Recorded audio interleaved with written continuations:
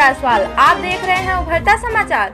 गोपीगंज कोतवाली क्षेत्र के लाला नगर टोल प्लाजा के पास एक साइकिल सवार राजेश 30 वर्षीय युवक अज्ञात वाहन की चपेट में आने से गंभीर रूप से घायल हो गया, जिसे ट्रामा सेंटर वाराणसी के लिए रेफर किया गया।